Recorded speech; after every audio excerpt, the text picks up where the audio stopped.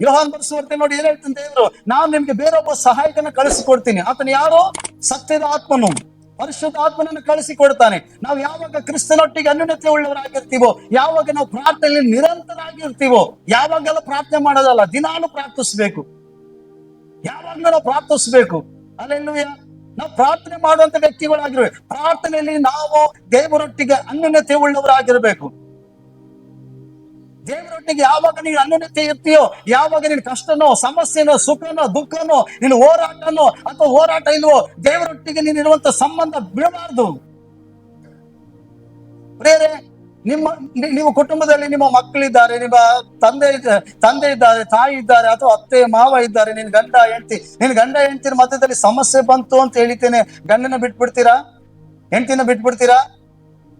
ಅವ್ರ ಜೊತೆ ಅನ್ಯೋನ್ಯತೆಯಲ್ಲಿ ನೀವು ಜೀವನ ಕಷ್ಟನೋ, ಸುಖನೋ, ದುಃಖನೋ ಕುಟುಂಬದಲ್ಲಿ ಇದ್ದುಕೊಂಡು ಕುಟುಂಬನ ಮುಂದೆ ತೆಗೆದುಕೊಂಡು ಹೋಗ್ತಿರಲ್ಲ. ಆ ಕುಟುಂಬ ಅನ್ಯೋನ್ಯತೆಯಲ್ಲಿ ಇದ್ದೇ ಇರ್ತಿರ್ತಾನೆ. ಕಷ್ಟ ಬಂತು ಅಂದ್ಬಿಟ್ಟು ಕುಟುಂಬ ಬಿಟ್ಟು ಸುಖ ಬಂದ್ಮೇಲೆ ಕರಿ ನಾನು ಬರ್ತೀನಿ ಅಂತ ಹೇಳಿ ಗಂಡ ಆಗ್ಲಿ ಹೆಂಡತಿ ಆಗ್ಲಿ ಬೇರೆ ಅವ್ರ ಮನೆಗೆ ಹೋಗ್ತೀರಾ? ಇಲ್ಲ ತಾನೆ. ಅದೇ ರೀತಿಯಾಗಿ ಯೇಸು ಸ್ವಾಮಿ ಬಳಿಲಿ ಕಷ್ಟ ಬರಲಿ, ಸುಖ ಬರಲಿ, ಆತನ ಅನ್ಯೋನ್ಯತೆಯಲ್ಲಿ ಇರ್ಬೇಕು. ನಾವು ಪ್ರಾರ್ಥನೆಯಲ್ಲಿ ಇರಬೇಕು, ಪ್ರಾರ್ಥಿಸ್ತಾನೆ ಇರಬೇಕು. ನಾವು ದೇವರ ಅನ್ಯೋನ್ಯತೆಯಲ್ಲಿ ಇರಬೇಕು. ದೇವರ ಐಕ್ಯತೆಯಲ್ಲಿ ಇರುವಾಗ ದೇವರು ನೋಡಿತೀನಿ ಏನ್ ಮಾಡ್ತಾನೆ, ನಿನ್ನ ಕಷ್ಟ ದಿನಗಳನ್ನ ಬದಲಾಯಿಸ್ತಾನೆ. ಅಯ್ಯೋ ನಾನು ಪ್ರಾರ್ಥನೆ ಮಾಡಿದ ಕಷ್ಟನೇ ಬಂದ್ಬಿಡ್ತಾನೆ ಅಂತ ಹೇಳಿ ದೇವರ ಅನ್ಯೋನ್ಯತೆಯಿಂದ ನೀನು ದೂರ ಆಗ್ತೀನಿ ಅನ್ನೋದಾದ್ರೆ ನೀನು ಒಣಗಿ ಹೋಗಂತ ಕೊಂಬೆ ಆಗಿರ್ತಿ. ಅದಕ್ಕೆ ಸ್ವಾಮಿ ಏನ್ ಹೇಳ್ತಿದೆ 4ನೇ ವಚನದಲ್ಲಿ ನೋಡ್ರಿ, 4ನೇ ವಚನ ಹೇಳ್ತದೆ, ನೀವು ನನ್ನಲ್ಲಿ ನೆಲೆಗೊಂಡಿರಿ, ನಾನು ನಿಮ್ಮಲ್ಲಿ ನೆಲೆಗೊಂಡಿರುವೆನು. ಯೇಸು ಸ್ವಾಮಿ ಹೇಳ್ತೇನೆ, ನೀನ್ ನನ್ನಲ್ಲಿರು, ನಾನು ನಿನ್ನಲ್ಲಿ ಇರ್ತೀನಿ. ಅಲ್ಲೆಲ್ಲೂಯ್ಯ. ನೀನ್ ದೇವರಲ್ಲಿ ಇದ್ದಾಗ ಶ್ರಮೆ ಬರ್ತದೆ, ಸಂಕಟ ಬರ್ತದೆ. ನೋಡಿ, ಆ ಬಳ್ಳಿಯಲ್ಲಿ ಕೊಂಬೆ ನೆಲೆಗೊಂಡೈತಂದ್ರೆ ಕೊಂಬೆಗೆ ಹುಳ ಬೀಳಲ್ಲ ಅಂತಿಲ್ಲ, ಕೊಂಬೆಗೆ ರೋಗ ಬರಲ್ಲ ಅಂತಿಲ್ಲ. ಬರ್ತದೆ, ಹೌದಲ್ಲ? ಬರ್ತದೆ ಅಲ್ರಿ? ಆ ಬಳ್ಳಿಗೆಲ್ಲಿರುವಂತ ಕೊಂಬೆಗಳಿಗೆ ಏನ್ ಮಾಡ್ತದೆ? ಹುಳಗಳು ಬೀಳ್ತದೆ, ಅವು ಬಂದು ಗೂಡು ಕಟ್ಕೊಳ್ತವೆ, ಇರ್ಬೆಗಳು ಮುತ್ಕೊಳ್ತದೆ. ನಮ್ ಕಡೆ ಕೆಂಜಗ ಅಂತ ಹೇಳ್ತೀವಿ, ಅದು ಬಂದು ಕುತ್ಕೊಳ್ತವೆ, ಗೂಡು ಕಟ್ಕೊಳ್ತದೆ. ಆದ್ರೆ ಬಳ್ಳಿ ಜೊತೆ ಸರಿಯಾದ ಬಾಂಧವ್ಯ ಅದಕ್ಕಿತ್ತು ಅಂತಂದ್ರೆ, ಒಂದು ಒಳ್ಳೆ ಸಂಬಂಧ ಇತ್ತು ಅಂದ್ರೆ ಕೊಂಬೆಗೆ, ಆ ಕೊಂಬೆಲಿರೋ ರಸ ಎಳ್ಕೊಳ್ತಿದ್ರೆ ಮೇಲ್ಗಡೆ ಬರುವಂತ ಎಷ್ಟೇ ಶ್ರಮೆ ಆಗಿರ್ಬೋದು, ಸಂಕಟ ಆಗಿರ್ಬೋದು, ನೋವಾಗಿರ್ಬೋದು, ಅದ್ರ ಮೇಲೆ ಬರುವಂತ ಹುಳಗಳು ಅದು ಎಲೆನ ತಿನ್ಬಹುದು, ಅದರ ಕಾಂಡನ ಕಚ್ಚಬಹುದು, ಮೇಲಿನ ಕಚ್ಚಬಹುದು, ಏನೇ ಸಮಸ್ಯೆ ಬರ್ಬೋದು. ಆದ್ರೆ ಒಳಗಡೆ ಜೀವ ಇರೋದ್ರಿಂದ ಅದೇನ್ ಮಾಡ್ತದೆ? ಅದು ಆರೋಗ್ಯಕರವಾಗಿರ್ತದೆ. ಎರಡನೇದಾಗಿ ಆ ತೋಟದ ಯಜಮಾನ ಏನ್ ಮಾಡ್ತಾನೆ? ಫಲ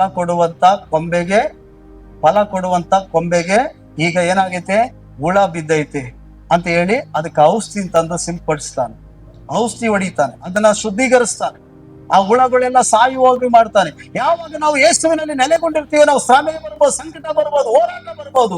ಯೇಸು ಸ್ವಾಮಿ ಏನ್ ಮಾಡ್ತಾನೆ ಅಂದ್ರೆ ಪ್ರೇರೆ, ಅವುಗಳಿಂದ ತಪ್ಪಿಸಿಕೊಳ್ಳೋದಕ್ಕೆ ನಮಗೆ ಮಾರ್ಗಗಳನ್ನ ಸರಾಗ ಮಾಡ್ತಾನೆ. ಅವುಗಳ ಆ ಮಧ್ಯದಲ್ಲಿ ನಾದು ಹೋಗ್ತಿರೋಂಥ ಕಷ್ಟಗಳಲ್ಲಿ ದೇವರು ಬಾಗಿಲುಗಳು ತೆರೀತಾನೆ, ಆಶೀರ್ವಾದ ಬಾಗಿಲುಗಳು ತೆರೀತಾನೆ. ಅದಕ್ಕೆ ದಾವೀದನು ಹೇಳ್ತಾನೆ, ನಾನು ಕಾರ್ಗತ್ತಿಲ್ಲ, ಕಣಿವೆಯಲ್ಲಿ ನಡೆಯುವಾಗಲೂ ನೀನು ಹತ್ತಿರ ಇರೋದ್ರಿಂದ ನಾನು ಕೇಡಿಗೆ ಎದುರಲ್ಲ.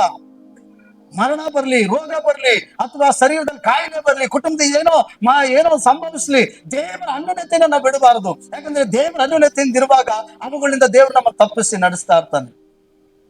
ಅಲ್ಲೆಲ್ಲೂಯ್ಯ. ಬಳ್ಳಿಯಲ್ಲಿರುವಂತ ಕೊಂಬೆಗಳಿಗೆ ನಿಜವಾಗ್ಲೂ ಅನಾರೋಗ್ಯ ಬರ್ತದೆ, ಅವುಗಳಿಗೆ ಹುಳ ಬೀಳ್ತದೆ, ಹುಳಗಳಿಂದ ಅವು ಶೋಧಿಸಲ್ಪಡ್ತದೆ. ಆದ್ರೆ ತೋಟದ ಯಜಮಾನ ಅದನ್ನೇನ್ ಮಾಡ್ತಾನೆ? ಔಷಧಿ ಹೊಡೆದು ಅದನ್ನ ಶುದ್ಧೀಕರಿಸ್ತಾನೆ. ಪರಲೋಕದ ಯಜಮಾನ ಏನ್ ಮಾಡ್ತಾನೆ ಗೊತ್ತಾ? ನಿನ್ನ ಕುಟುಂಬ ನೋಡ್ತಾನೆ, ನಿನ್ನ ನೋಡ್ತಾನೆ, ನಿನ್ ಜೀವಿತ ನೋಡ್ತಾನೆ. ನನ್ನ ಮಗಳು ನನ್ನ ಐಕ್ಯವಾಗಿದ್ದಾಳೆ, ಎಡ ಬಿಡದೆ ಪ್ರಾರ್ಥಿಸ್ತಿದ್ದಾಳೆ, ಅಯ್ಯೋ ನನ್ನ ಅನ್ಯೋನ್ಯತೆಯಲ್ಲಿ ಇದ್ದಾರೆ, ಅವ್ರು ಇವತ್ತು ಹಣದ ಸಮಸ್ಯೆಯಲ್ಲಿ ಹಾದು ಹೋಗ್ತಿದ್ದಾರೆ, ಅವ್ರು ಸಾಲದಲ್ಲಿ ಹೋಗ್ತಿದ್ದಾರೆ, ಅವ್ರು ರೋಗದಲ್ಲಿ ಹೋಗ್ತಿದ್ದಾರೆ, ಅವ್ರ ಚಿಂತೆಯಲ್ಲಿ ಹೋಗ್ತಿದ್ದಾರೆ, ಅವ್ರ ಮರಣವನ್ನು ಹಾದು ಹೋಗ್ತಿದ್ದಾರೆ. ಅಯ್ಯೋ ಅವ್ರ ಕುಟುಂಬದಲ್ಲಿ ಇಂತಹ ಶತ್ರುಗಳ ಬಾಧೆ, ಸೈತಾನ ಬಾಧಿಸ್ತಿದ್ದಾನೆ, ಶೋಧನೆ ತರ್ತಿದ್ದಾನೆ, ಪಾಪ ತರ್ತಿದ್ದಾನೆ. ಆಗ ದೇವರು ಅದರಿಂದ ತಪ್ಪಿಸಿಕೊಳ್ಳುವಂತ ಮಾರ್ಗವನ್ನು ಏರ್ಪಡಿಸುವ ಹಾಗೆ ದೇವ್ರೇನ್ ಕೊಡ್ತಾನೆ? ಬೇಕಾಗಿರುವಂತ ಜ್ಞಾನ, ಬೇಕಾಗಿರುವಂತ ಆರೋಗ್ಯ, ಬೇಕಾಗಿರುವಂತ ಏನಂತೆ ಆ ಸಮಯಕ್ಕೆ ಬೇಕಾಗಿರುವಂತ ಕೃಪೆನ ಕೊಟ್ಟು ಅವನ ಜಯಿಸುವುದಕ್ಕೆ, ಅವನ ಗೆಲ್ಲುವುದಕ್ಕೆ ದೇವರು ಕೃಪೆ ಕೊಟ್ಟು ನಡೆಸ್ತಾನೆ. ಅವು ನಿನ್ ಮುಂದೆ ಸೋತ್ ಹೋಗ್ತದೆ, ಅವು ನಿನ್ನನ್ನು ಗೆಲ್ಲಕ್ಕಾಗಲ್ಲ, ಅವು ನಿನ್ನ ಸೋಲ್ಸಕ್ಕಾಗಲ್ಲ, ಅವು ನನ್ನ ಮುಂದೆ ಮಂಡಿ ಊರುವಂತೆ ಹೇಳಕ್ಕಾಗಲ್ಲ. ಅವು ನಿನ್ನ ಮುಂದೆ ಮಂಡಿ ಊರುವಂತೆ, ನಿನ್ನ ಕುಟುಂಬದ ಮುಂದೆ ಮಂಡಿ ಊರುವಂತೆ ಮಾಡ್ತಾನೆ ದೇವರು. ಯಾವಾಗ ನಾವು ದೇವರ ಅನ್ಯೋನ್ಯತೆಯಲ್ಲಿರುವಾಗ. ಪ್ರೇರಣೆ ಬೇಗ ನಾನು ಒಂದು ವೇಳೆ ನನಗೊಬ್ಬ ಏನಂತೆ ಯಜಮಾನ ಇದ್ದಾನೆ, ಆ ಯಜಮಾನ ಅನ್ಯೋನ್ಯತೆಯಲ್ಲಿದ್ದೀನಿ, ಅವನು ಬಹಳ ಪವರ್ಫುಲ್ ಆದ ಯಜಮಾನ.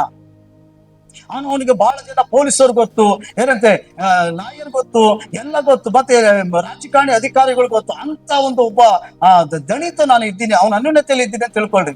ನನಗೆ ಶತ್ರುಗಳು ಬಹಳ ಜನ ಇದ್ದಾರೆ. ಶತ್ರುಗಳು ಇರುವಾಗ ಅವರು ನನಗೆ ಯುದ್ಧಕ್ಕೆ ಬರ್ಬೇಕಾದ್ರೆ, ಅವ್ರು ನನ್ನ ಮೇಲೆ ಜಗಳಕ್ಕೆ ಬರ್ಬೇಕಾದ್ರೆ ನಾನೇ ನನ್ನ ಯಜಮಾನ ಏನ್ ಮಾಡ್ತಾನೆ, ನನ್ನ ಸಪೋರ್ಟಿಗೆ ಬರ್ತಾನೆ ಅಲ್ವಾ.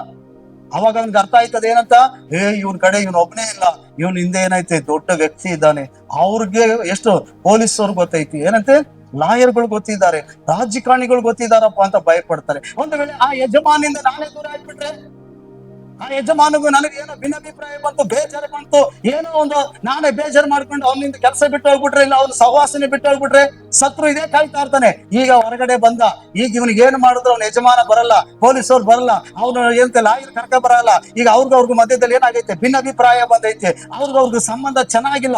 ಈಗ ಅವನು ಅಷ್ಟು ಮೆರಿತಿದ್ನಲ್ವಾ, ಅಷ್ಟು ಆಡ್ತಿದ್ನಲ್ವಾ, ಈಗ ಏನ್ ಬೇಕಾದ್ರೂ ಮಾಡ್ಬೋದು, ಅವ್ರ ಮೇಲೆ ರೋಗ ತರಬಹುದು. ಸೈತಾನ ಏನ್ ಮಾಡ್ತಾನೆ, ನಮ್ಮ ಶತ್ರುಗಳು ಅವನೇನ್ ಮಾಡ್ತಾನೆ, ಯಾವಾಗ ನೀನ್ ದೇವರ ಅನ್ಯೋನ್ಯತೆಯಿಂದ ದೂರ ಆಗ್ತೀಯೋ ಅದೇ ಕಾಯ್ತಾ ಇರ್ತಾನೆ ಸೈತಾನು.